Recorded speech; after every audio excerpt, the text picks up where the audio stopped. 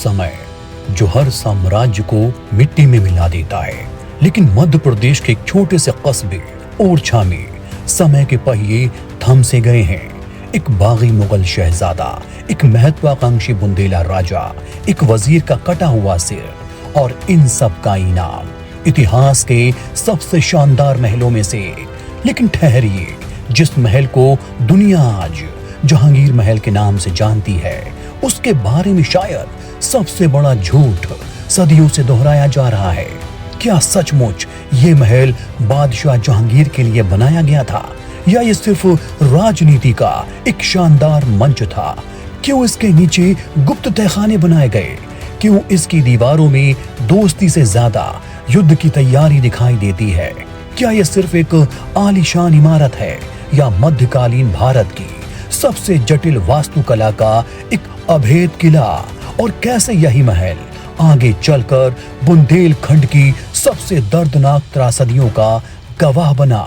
आज हम सिर्फ एक महल नहीं देखेंगे, हम उस कहानी को जिएंगे जिसने मुगल और बुंदेला इतिहास की दिशा हमेशा के लिए बदल दी। इस कहानी की शुरुआत ओरछा से नहीं, बल्कि दिल्ली और आगरा के मुगल दरबार से होती है। साल 1602 के आसपास शहजादा सलीम ने अपने पिता शहंशाह अकबर के खिलाफ खुली बगावत कर दी। अकबर ने इस बगावत को कुचलने के लिए अपने सबसे भरोसेमंद वजीर और अकबरनामा के लेखक अबुल फजल को भेजा। तब जहांगीर ने बुंदेलखंड के महत्वाकांक्षी राजकुमार बीर सिंह देव से मदद मांगी। बीर सिंह देव ने अपनी दोस्ती का सबसे खतरनाक सबूत दिया। उन्होंने ग्वालियर के पास अंतरी में अबुल फजल का कत्ल कर दिया और उनका सिर काटकर सलीम को तोहफे में भेज दिया। अकबर की मौत के बाद जब सलीम जहांगीर के नाम से तख्त पर बैठे, तो उन्होंने बीर सिंह देव को पूरे बुंदेलखंड का महाराजा घोषित कर दिया। मुगल खजाने ने बुंदेलाओं पर दौलत बरसा दी। इसी दौलत से वीर सिंह देव ने अपनी स्थापत्य क्रांति की शुरुआत की, जिसकी पहली और सबसे बड़ी कड़ी थी जहांगीर महल। जहांगीर महल मध्य प्रदेश में ओरछा कस्बे के ओरछा किले का एक हिस्सा है। इसका निर्माण 1605 में बताया जाता है। हालांकि महल की दीवारों पर मिले राजगीरों के निशान 1586 के हैं, यानी इसकी नींव बीर सिंह से पहले उनके पिता मधुकर शाह के समय में ही रख दी गई थी। लेकिन इसे असली शक्ल बीर सिंह ने ही दी। महल के बाहरी हिस्से पर आज भी नीले और फिरोजी रंग की टाइलों की नक्काशी बची हुई है।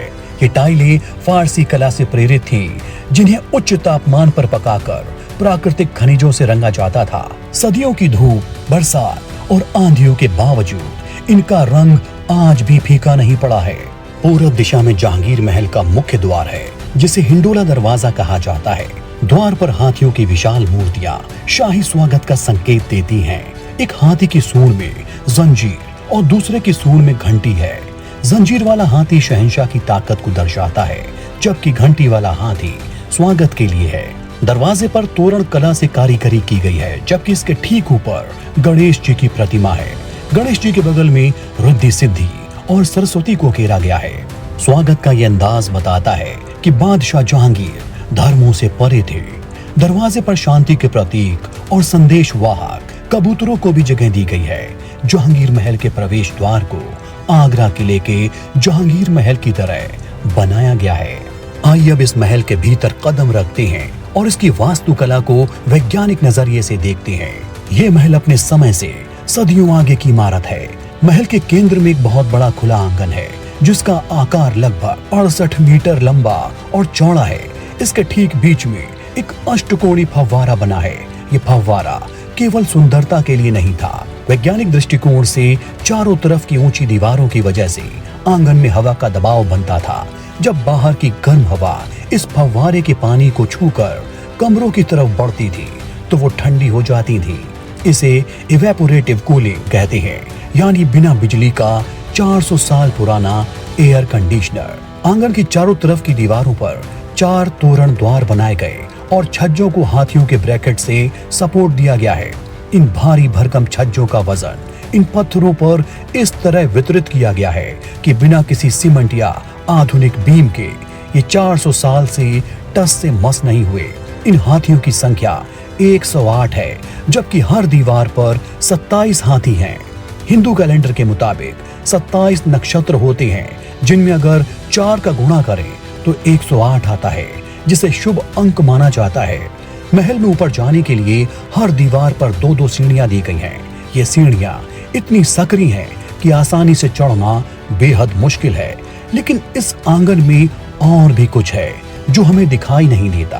आंगन के नीचे 136 गुप्त कमरे हैं, जो किसी भूल भुलैया से कम नहीं। पूरे महल में 236 कमरे हैं। कल्पना कीजिए, 236 कमरे, और उनमें से 136 भूमिगत हैं।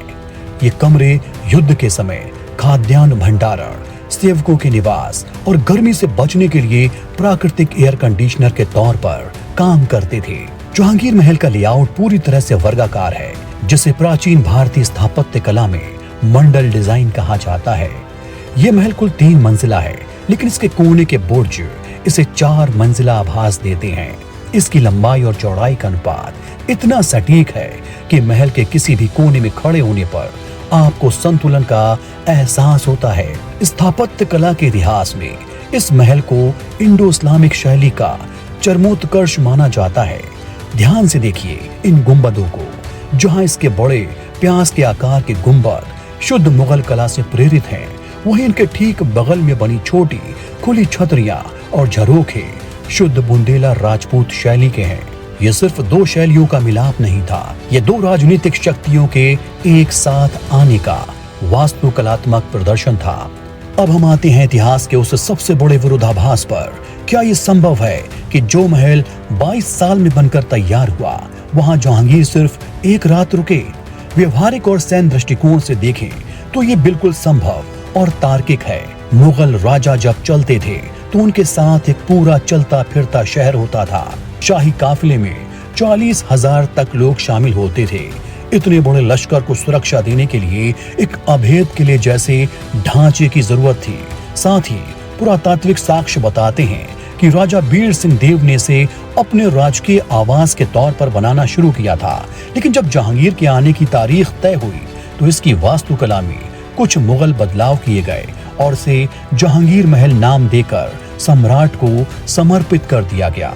एक दूसरी कहानी के मुताबिक जब जहांगीर ने बीर सिंह देव को राजा बनाया तो एहसान के तौर पर बीर सिंह ने बादशाह को 52 नई इमारतें उपहार में दी। जहांगीर महल उन 52 इमारतों में सबसे भव्य थी। ये उस दौर की अति उदारता को दिखाता है, जहां राजा की दौलत का एक बड़ा हिस्सा अपने मुगल दोस्त पर न्यौछावर कर दिया गया। लेकिन जहांगीर महल के रहस्य सिर्फ ऊपरी मंजिलों तक सीमित नहीं है।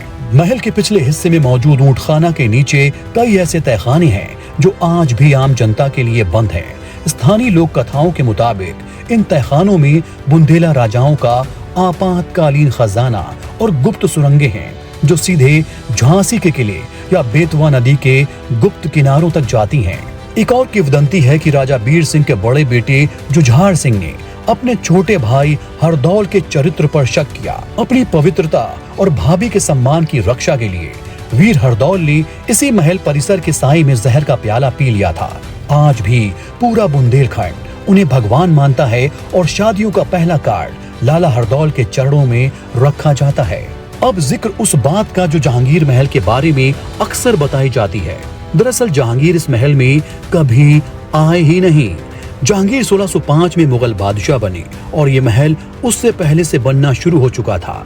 इसी बीच बीर सिंह बुंदेला को जहांगीर के दक्षिण से आगरा जाने की खबर मिली। ऐसे में उन्होंने कूटनीति को दोस्ती की तरह पेश करते हुए जहांगीर से ओरछा पधारने की गुजारिश की।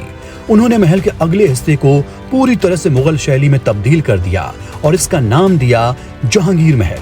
लाल बलुआ पत्थर पर कई किस्म की महीन जालीदार खिड़कियां बनवाई गईं, जो आगरा के जहांगीर महल से प्रेरित हैं। ये साफ दिखता है कि पूरे महल का अग्रभाग मुगलिया शैली में महल के दूसरे भागों से अलग दिखाई पड़ता है। जब आप अग्रभाग की बालकनी के अंदर पहुंचते हैं तो साफ हो जाता है कि ये हिस्सा अलग से जोड़ा गया है, जिसकी वजह से एक गलियारा बन जाता है। इसके अलावा जहांगीर के लिए मुगलिया शैली में हमाम यानी बाथरूम बनाया गया, जो महल से काफी दूर है। अगर जहांगीर के लिए यह महल पहले से बनाया जाता तो इसका हमाम भी महल के अंदर ही होता। साफ है ये संरचना बाद में बनाई गई। इसके अलावा जहांगीर के स्वागत के लिए अलग से दरवाजा भी बनवाया गया, जो आज भी उसी हालत में खड़ा है। हालांकि विडंबना यह है कि संभवतः जहांगीर कभी ओरछा आए ही नहीं। कई विद्वान मानते हैं कि वीर सिंह देव ने इसे अपने निवास और प्रशासनिक केंद्र के तौर पर बनवाया था और इसका इस्तेमाल सिर्फ 15 सालों तक ही किया, क्योंकि 1620 के आसपास उन्होंने दतिया में नया महल बनवा लिया। हालांकि वीर सिंह देव की प्रतिभा यह थी कि उन्होंने इस महल को केवल महल नहीं बल्कि एक अभेद्य गढ़ की तरह डिजाइन किया था। भूमिगत कक्ष, गुप्त मार्ग और पानी की टंकी, ये सब बताता है कि वो मुगलों पर पूरी तरह भरोसा नहीं करते थे। वो दोस्ती भी कर रहे थे, साथ ही अपनी रक्षा के लिए भी तैयार थे और भविष्य में ऐसा ही हुआ।